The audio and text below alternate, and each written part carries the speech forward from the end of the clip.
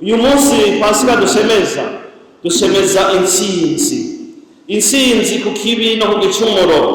Ni umusho watsinze umuzimagiza, ikibuye cyari gifutse ubuzima catembagaye. Aho urubavu rwari rwugaye ubu rurarangaye, umukama ntakiri mu mva, ni muzima. Uyu munsi kandi tuzirikana ingene umukama agira neza, ivyo yaraganya bishitsa, ahari umwiheburo, ahari agahinda, ahari amarira, ahagarukana akanyamuneza, amahoro, ituze n'itekano. Yezu yari yapfuye, Yezu yishwe, Yezu yabonye amakuba yose, urupfu, ubugizi bwa nabi yabitsindishije urukundo, ikigongwe no kwisubiza muzima. Uruhafu ruragaragara, ikimenyetso cy'uko urupfu rudafise ijambo rya nyuma. Bamwishe n'inzigo nyinshi, niwe kazi niwe gito bwinshi, ariko ubuzima bwarasinze urupfu. Baramuhamvye, mbere imbwa yiwe bayirindisha abarinzi kugira ngo batume abantu baze kumwiba, ariko uruhafu ruragaragara, ubuzima bwatsinze urupfu. Uko biri kose rero, Imana yama ifise uko ibigenza. Ikibuye catembagaye ntikimufukiye mu kuzimu, ntikimufukiye mu ruhafu. Kubw'ububasha bw'Imana, kubyo yasezeranye, Yesu ni muzima, yaratsinze urupfu. Ico kibuye catembagaye bakimushizeko, bashiraho n'abarinzi kubera bari bafise ubwoba no gutinya. Ubwo bwoba nyene nibwo na twebwe mu buzima bwacu, eka nibwo bwari no mu buzima bw'abatumwa babandi bihakana Yesu. Twavyumvise mu gisomwa ca mbere, Petero ashingira intahe Yesu muzima yazutse, yisubije muzima nk'uko byari vyanditswe. Wa wundi Imana yatumikiye ku kuturokora, yagenda arakora ineza haca hose. Murazi uyu wivuga ni Petero, wa wundi yihakana Yesu gatatu kose, wa wundi nyene ikibuye c'ubwoba no gutinya cari kimukandamije, akavuga iryo tovuze, agakora ibyo atokoze, akihakana umwami w'abami, umucunguzi.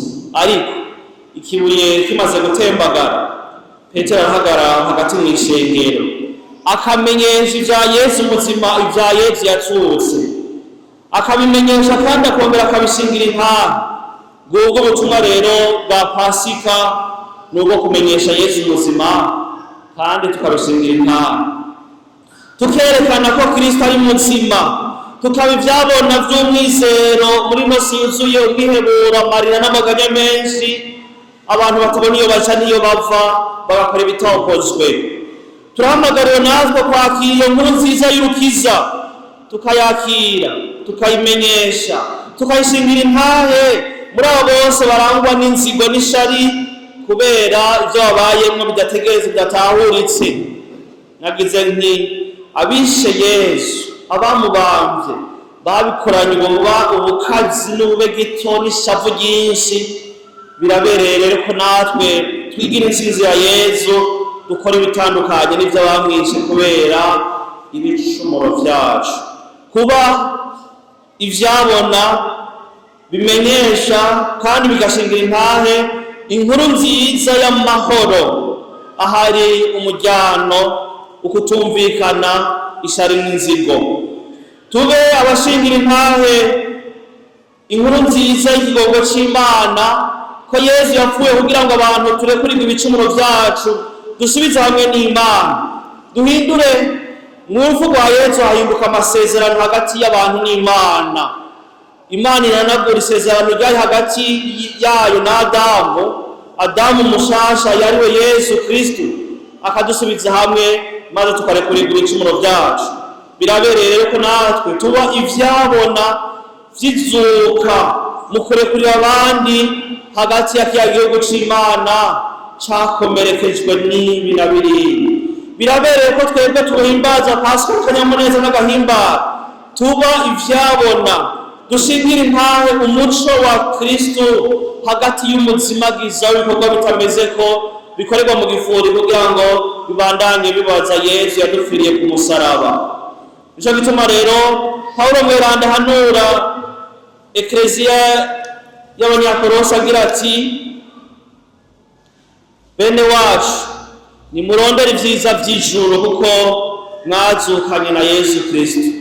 Kurondera ivyiza vy'ijuru si ukuva kuri ino si, oya, nukwerekeza umutima wacu mw'ijuru kugira ngo tureke urukundo rw'Imana rukore ku mutima wacu, ruheze ruduhindure, tugire ubuzima bushasha bushusha n'uwatwitangiye akaducungura, akatwereka inzira igana ijuru.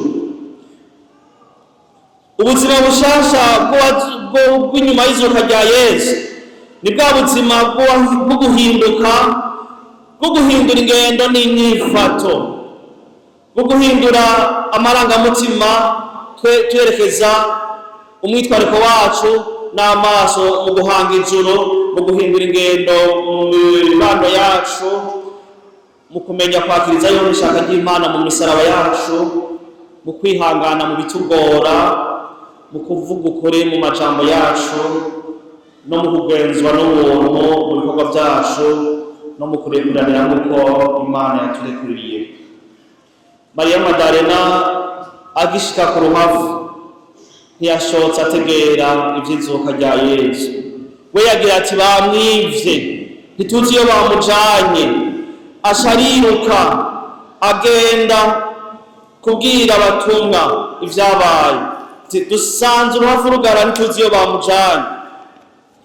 Bavukanye intore z'Imana, inkuru y'izuka ntiyama yoroshe gutegera no kwakira, ariko inyifato n'umwete Mariya Madarena yagize wo kugenda kubimenyesha nibyo natwebwe duhamagariwe, naho twoba tudategera ivyabaye, mugabo tube abashingira intahe izuka rya Yesu. Ikibuye catembagaye, Yesu ntakiri mu ruhavu, wari yahambwe kubera ubwaba n'ube gito bw'abantu, ubu ni muzima, ubuzima bwatsinze urupfu. Yesu yisubije muzima kugira ngo agarukane umwizero muri twebwe, atsinde umwiheburo muri twebwe.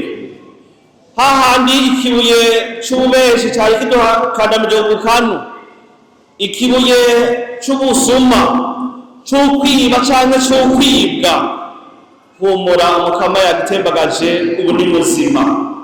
Rya buye ryadukandamiza rikadukwegera mu bitari vyo, mu bitaroranye, rikatujana kure y'Imana, tukarenga amabwirizwa yayo, Umukama yagitembagaje, ubu ni muzima. Tujabukane nawe rero mu gushingira intayo nkuru nziza y'ubuzima, ko natwe Yesu ko yatsinze, ko natwe adutsindira, maze inkuru nziza y'izuka ntituyigumizemo, niyo gushingira intayo. Petero amaze guhinduka, Petero amaze kwemera, yarashize ubwoba, ashingira intayo nkuru nziza, arayemera, arayemanga muri ba bandi yahora atinya. None rero natwe vya bindi vyaduca inkokora, vya bindi vyatuma twihakana Imana, vya bindi vyatuma tuja kure y'Imana, inyuma y'izuka turabirengera, tukaba ivyabona vy'izuka rya Yesu. Yesu akibonekera abatumwa biwe ngo yabashinze kugenda kumenyesha iyo nkuru nziza, ngo kandi yayishinze ba bandi basangira nawe ku meza meranda ya Ukaristiya. Erega natwe uyu munsi twebwe dusangira Ukaristiya nyeranda. Yesu twakira muri Ukaristiya aradutuma, araturungika ahandi hajya tubaye, hajya dukorera, hajya twirigwa, kugira ngo tube ivyabona vy'izuka by'ubuzima bushasha by'abarondera inyonga z'Umukama, z'abarondera ibyiza by'ijuru. Tukama duhanze amaso Yesu, we ndongozi y'ukwemera kwacu. Dusaba Imana rero ngo idufashe natwe inkuru nziza y'izuka, inkuru nziza y'izuka ntituyigongane, maze tuyakire, dukire ubwoba, dukire gutinya, kuko ubuntu bw'Imana ari ubw'imyaka yose, dushingire ntawe urukundo rwiwe n'ubuntu bwiwe kugira ngo abandanye agira neza mu buzima bwacu, dutsinde akabi n'inabi, dutsinde igicumuro, maze ahahora umwihebo haze amahoro, ahahora umujyano umukama byagize ibyiza vyiwe, ahahora ukutumvikana haze ukunama rimwe no gusangira urugendo nk'abacungurwa amaraso y'igiciro ntangere. Imana yaratsinze, ubuzima bwaratsinze urupfu kugira ngo natwe dutsinde igicumuro n'inabi, umukama n'abahezagire.